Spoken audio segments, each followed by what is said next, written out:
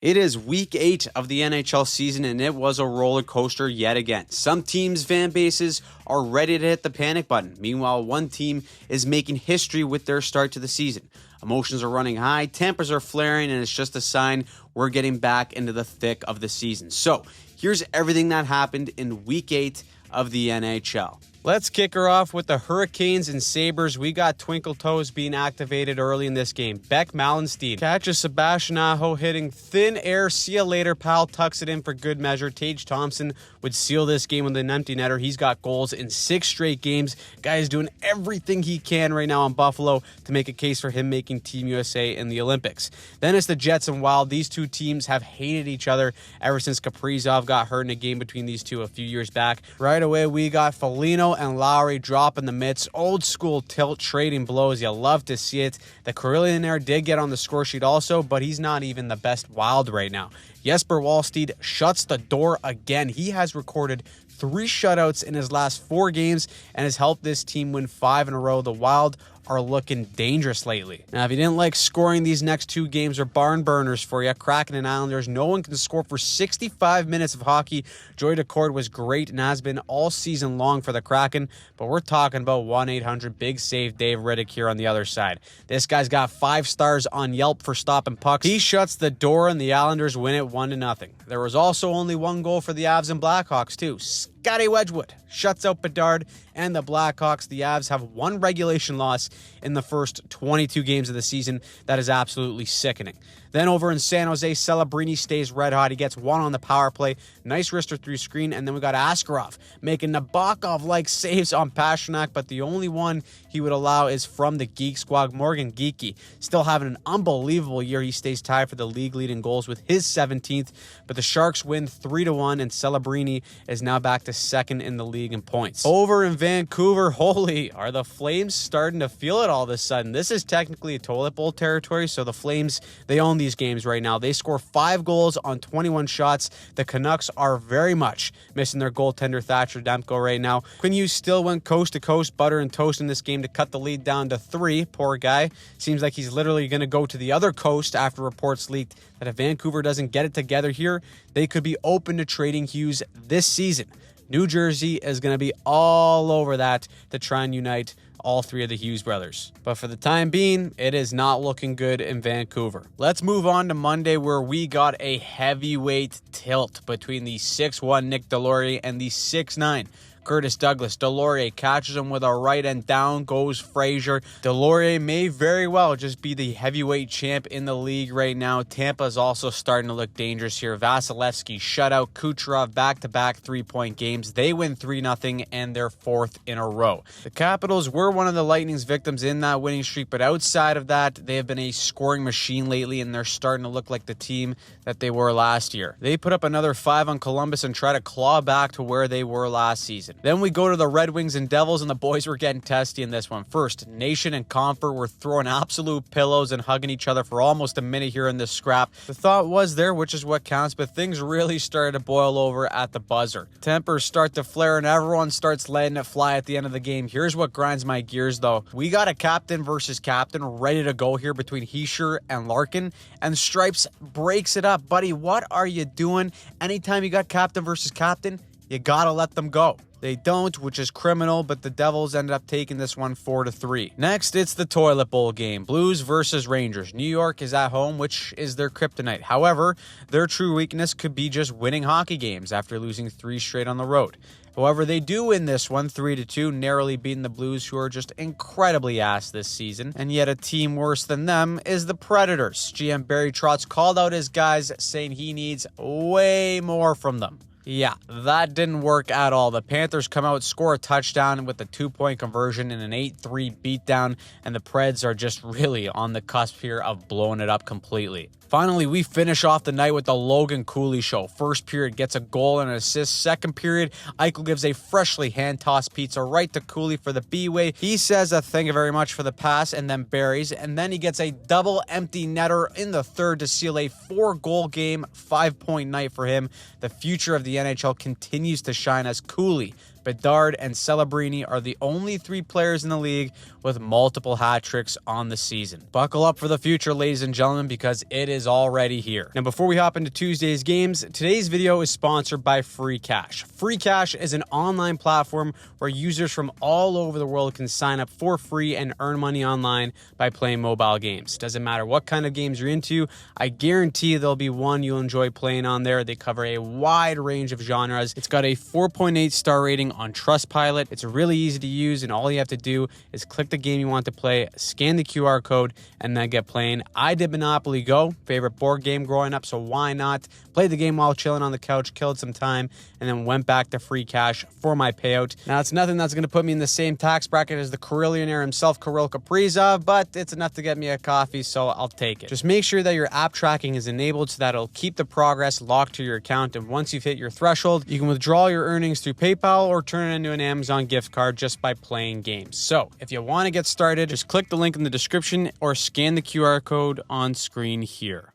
Now on to Tuesday, where we only got one game on, and you know what that means. There's a Bettman special coming up here soon, but the lone game on was the Edmonton Oilers versus the Dallas Stars. Dallas is humming while Edmonton fans are starting to wonder whether it's time to hit the panic button. Turns out they're going to be slamming that damn thing after this one. Goaltending, defense, and more importantly, overall effort were non-existent for the Oilers. Robertson scored in his 7th straight game. Guy's got 11 in that span. He's on a tear. The Stars put up 8 goals on the Oilers. This is the second time this season where Edmonton has been completely blown out on home ice. Last time was 9-1 thanks to the Avs. Something's got to give here for the Oilers. Their team save percentage is an .860, the lowest through 25 games in 45 years. Goalies look like this, by the way, the last time a save percentage was that low.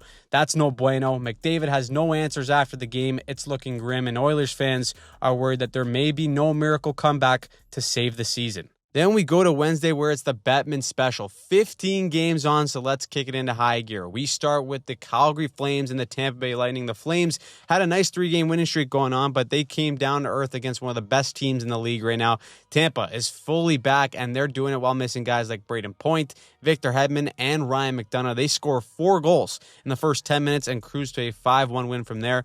That's their 5th straight win in a row. It was looking like Florida was going to do the same, up 2-0 over Philly, but the Flyers claw back, and Tyson Forster, out of the woods he comes with the howitzer for the late game winner with 44 seconds left. Philly will take that dub in Florida. Let's check in on Sid, the middle-aged man, and the Penguins, who haven't won a game since they were in Sweden, but that means there's no better time than to play the Buffalo Sabres. They managed to win 4-2 without needing Gino or Sid to get on the score sheet. Shanghai Tristan Jerry stops 29 of 31. The guy wants to stay in North America, and he's playing like it. Another team getting their first win since Sweden is Nashville. They have been ass as usual, and reports broke that it is just a toxic vibe from top down in that organization right now. Yeah, it's ugly in Nashville, but winning usually solves everything. This time, they beat Detroit to worsen their odds for the tank job. How wonderful. Then we go to the Jets and Caps, and here's an example of lucky to be good, good to be lucky. Ovi spin and fires the no-looker from Jupiter. Buddy has the best knuckle puck in the game. It finds a way through everyone and in the net. With that goal, he beats the goal record held by himself. His 908th of his career. The Caps win 4-3, and the Jets lose their 3rd in a row. They may be in one here without Hellebuck for the foreseeable future. Let's go to the Leafs and Blue Jackets. Toronto gets all their big boys back. Matthews, Nyes, and Waugh come back from injury, and I'm sure the injuries were the sole reason why the Leafs have been stinking it up.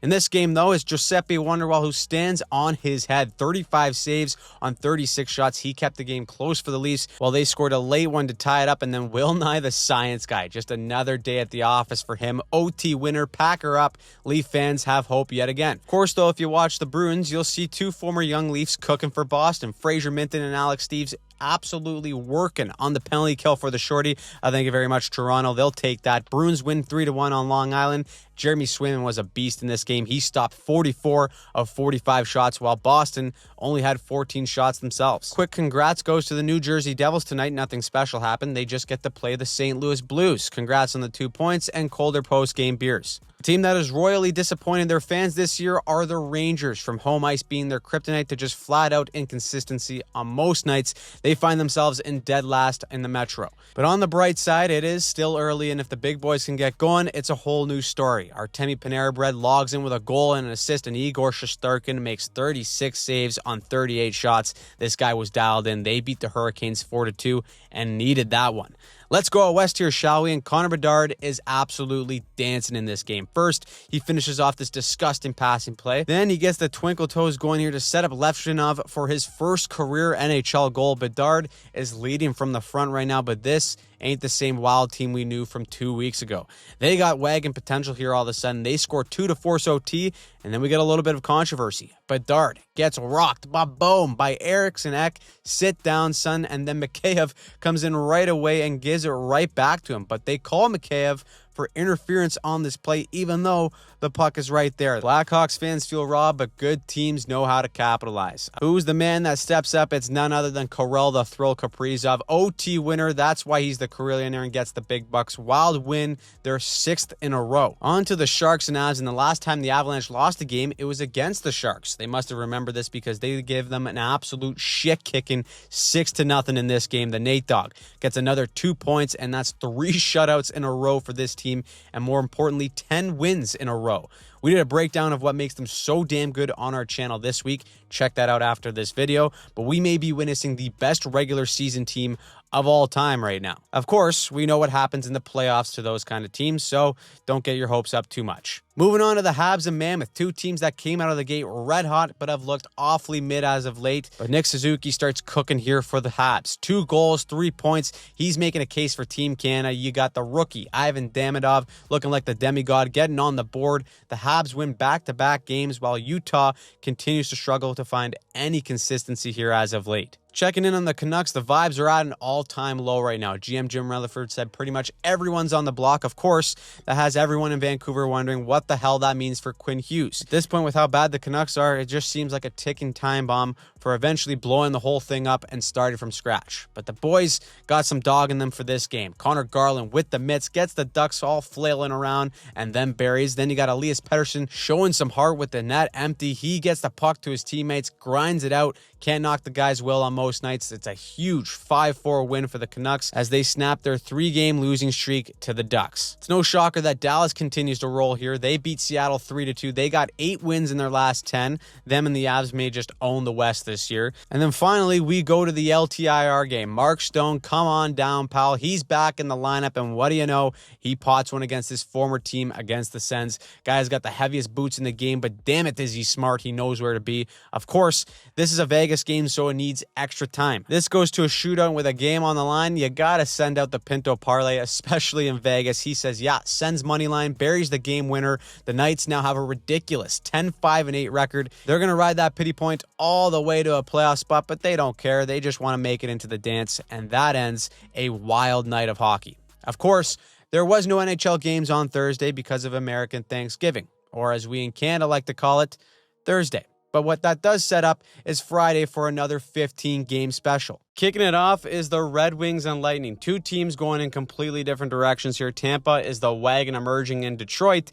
is blowing it again. Yanni Gourde, 2 goals, Kucherov 2 assists, and perhaps the most frightening thing for everyone is that Andrei Vasilevsky is looking damn good. They win 6-3 for their 6th win in a row, and Detroit has now lost 3 straight and somehow slipped back into the Bermuda Triangle of mid after a hot start to the season. Shocker. Next is Boston versus New York. No David Pastrnak in this game. There goes half the offense for Boston. But remember what I said about the Rangers big boys. Yeah, they come alive in this one. Artemi Panarin and Mika Zibanejad had themselves a game. They score the same 1-2 goal twice within 40 seconds of each other. If those two can get going again, then the Rangers may find themselves in the mix. Morgan Geekie still had himself a game for Boston. He scored again. This guy's a player, but unfortunately, they still lose 6-2. On to the Devils and Sabres, and this is how you hate someone right here. A year ago, Stefan Nation caught Tage Thompson with a huge hit that for the large part went unanswered. So, Thompson kept the receipts and says, we're going here. Gloves are dropped. I love it. Hell of a tilt, too. I'd give the edge to Thompson. That's how we got to solve all our problems. Drop the gloves, couple rights, lefts, sit for 5 minutes, cool off, and then move on. Of course, for Buffalo, that's about all the fight that they had in them in this game. 5-0 goose egg on home ice. Oof. The Devils, on the other hand, have all of a sudden won 3 in a row. So have the Habs, who are in Vegas. They got their mojo going again. Cole Caulfield rings the doorbell here from below the goal line, shaves the ear hair off the tendy. What a snipe. 4-1 win for the Habs, and Vegas has now lost their 4th in a row. They've been a wonky team all year long so far, so We'll see how that shakes out. Then we got the Avs versus the Wild. These two teams are scorching hot right now. The Avs have won 10 in a row, while the Wild have won 6 in a row, and it went just about how you'd expect. McKinnon gets his 19th of the season to extend his goal lead, and then the Carillionaire says, yeah, I'll do that too. He gets a couple to show why he's making the big bucks, and then this one needed a shootout. Of course, because I did a breakdown on how the Avs are a wagon, they were bound to lose this one. So, Boldy gets the shootout winner to snap the Avs' 10-game win streak right there, but they did get the extra point and still only have one loss in regulation up to this point in the season. On to the Kings and Ducks. LA are up 4-2 with 10 minutes left, but these Ducks are different. Uncle Leo Carlsson ties the game with 90 seconds left, and then Mason McTavish, this slick Rick with the ultimate close your damn legs reminder. He's basically got the goalie dead to rights here on the backhand. He says, nah, I'm going 5-hole. What a sick puppy. The Ducks complete the comeback and continue to show that they're one of the most exciting teams to watch in the league right now. Over in San Jose, the Vancouver Circus is in town, but Elias Pettersson is putting on a show in a good way. This guy bats the puck out of the air and then scores while falling down. He's putting his balls on the table this week with effort, but unfortunately, it doesn't matter. Yaroslav Askarov has been one of the best goalies in November, and he continues to be dialed into this one for the Sharks. 32 saves, Celebrini another 2 points. Sharks 2026 Cup prophecy could actually be real. There certainly are doubts about whether the Sharks can keep this up, but right now, they're playing some good hockey. Meanwhile, on the island, things started off bad for New York. Tony DeAngelo, tape-to-tape pizza. Oh, that is gorgeous. What a pass to the other team. That puts the Isles down 3-2, but this team has got some dog in him, and Cal Palmieri shows us firsthand. First, he gets hurt along the boards, but he can't even put any weight on his leg. A few seconds go by, and Philly's D forgets all about him. Palmieri with the stick lift, none of sauce into the slot, gets off, he sets up a goal and goes right into the dressing room. What a shift, and that sets the tone for the comeback. 3 unanswered goals to force a shootout, but Philly has the shootout cheat code in Trevor Zegras. He puts goalies. He's just always putting goalies in a pretzel. That's the game. Philly avoids the full-on choke job and takes 2 points. Now, just when you think you got hockey all figured out here, this game humbles you. Florida versus Calgary seemed like it would be a lock. Panthers come out and score 2 goals in the first 3 minutes. It looks like it's going to be a pumping, but no. Calgary says, I don't think so. They claw back, score 4 unanswered, and beat the defending champs 5-3. Florida is still really banged up, but they're still surviving, being exactly 500 with a 12-11-1 record. Considering all their injuries, I think they'll take that.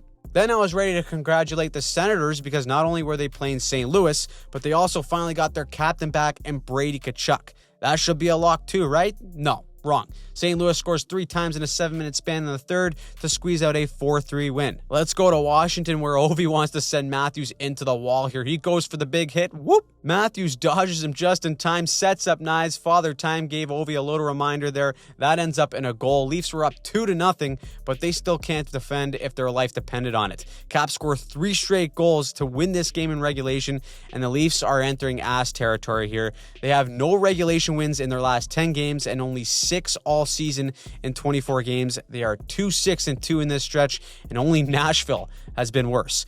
Anytime the Preds are the only team worse than you, it's a bad sign. Speaking of the Preds, they actually beat the Bedards tonight. Yes, they're back to being called the Bedards because that's their 5th loss in a row. They're below 500, and, well, they lost to Nashville. As for the Jets, the bad beats continue for them also. Seth Jarvis, hometown kid, gets a hattie in this one, 5-1 spanking by Carolina. Winnipeg has lost 4 in a row too, and you gotta wonder if they end up trading for a Tendy to bridge the gap until Hellebuck comes back. What hasn't changed, though, is that the old fellas in Pittsburgh are still finding a way to get it done. Down 3-1 in the third, 2-goal game for Sid, the middle-aged man, and then Chris Letang says, let's go home. Penguins complete the comeback for 2 points. Finally, the Stars finish off the night with yet another win over Utah. That's their 3rd win in a row, and the Central is completely stacked right now with Colorado, Dallas, and Minnesota in the top 3. That is a murderer's row of teams, and outside looking in is Utah, who have just 4 wins in their last 15 games. Then we go to Saturday, where someone's got to piss test the Lightning right now. These guys are on fire. Doesn't even matter that they're playing the Rangers on home ice. They outshot New York 35-13 in this one and have now won 7 in a row. Just like that, they are first in the Eastern Conference. Speaking of wagons, the Avs are just on another level right now. Dwayne the Brock Nelson helped lay the smackdown on the Habs, pair of goals and an assist in this one, while Nathan McKinnon has officially hit 20 goals and has another 3-point night. How's a touch touchdown for you, 7-2 win over the Habs. The sky's been falling in Edmonton the past few days. Everyone wants to get rid of the attendees. Doubt is everywhere, but nothing shuts everyone up like a win and a shutout to boot. Stuart Skinner, public enemy number 1, stops all 26 shots and gets a shutout. As for Boston, there's still no Pasternak, but they do have the Geek Squad. This guy is on a heater right now. Morgan Geekie scores both goals for Boston and ties Nathan MacKinnon for the goals lead in the NHL. Middlestat gets the shootout winner in Detroit, continues to fall further into the Bermuda Triangle of Mid. 4 losses in a row, and then goddamn Yzer plan is in question yet again.